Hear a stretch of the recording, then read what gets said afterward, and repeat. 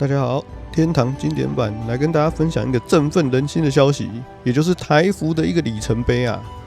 就在昨天3月23號，月神伺服器頂尖的聯盟成功的首推變形怪首領。首先，我們要給這個聯盟一個大大的掌聲啊！不管你在這個伺服器內對他們的評價是如何，但在目前版本的環境中呢，能有這樣的執行力，確實證明了他們聯盟是個非常有實力且極度團結的血盟。大家都知道，變形怪首領不是隨便湊個幾個人就能打掉的。看畫面中，少說聚集了有80到100人左右。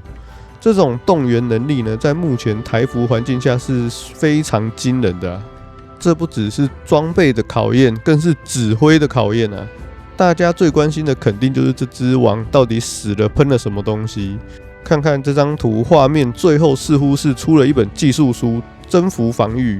聽說這本技術書呢，在月神伺服器價值被喊到4000萬天幣。我不確定實際到底是多少啦，但4000萬這可能是一般玩家幾個月都賺不到的數字。不過這4000萬的傳聞到底是真是假？我個人認為，考慮到首推的稀有度啊，還有加上目前騎士裝備的需求，這個價格雖然高，但並非不可能啊。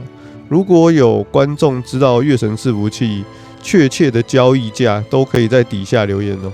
接下來這場 BOSS 戰的戰術呢，我認為這場主要的輸出就是法師跟妖精啊。首先，變形怪首領有一個非常討厭的技能，就是冰雪暴嘛。這個攻擊範圍呢，距離高達10格啊，傷害也很高。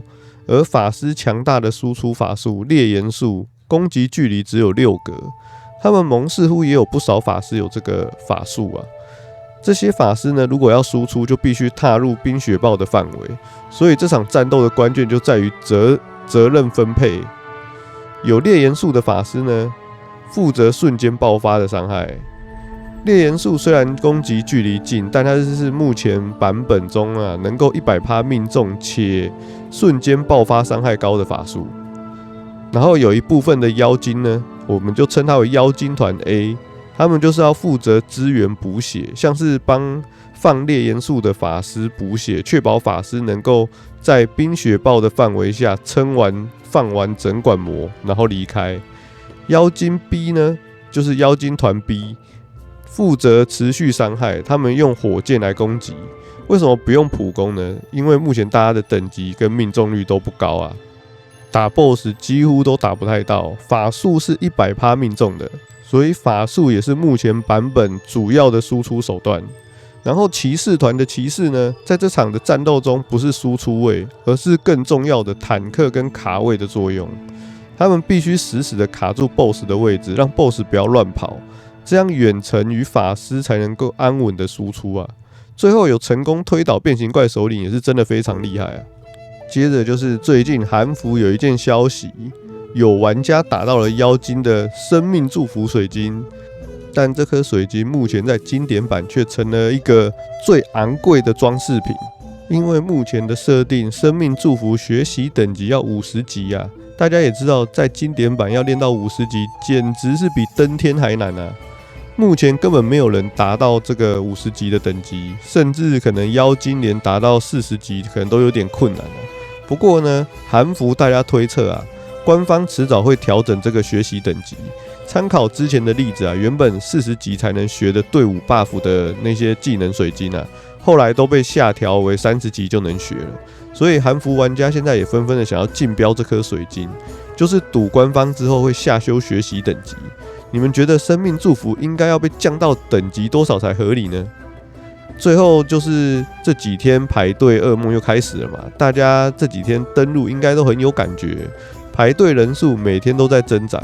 就我來說啦，週日排隊的時候可以排700人，昨天週一排隊的時候是排1000人。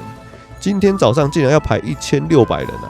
這絕對不是因為突然有幾千個新手玩家加入，真相就只有一個啊，就是工作室大軍持續不斷的在創賬號，生產出這些 T800。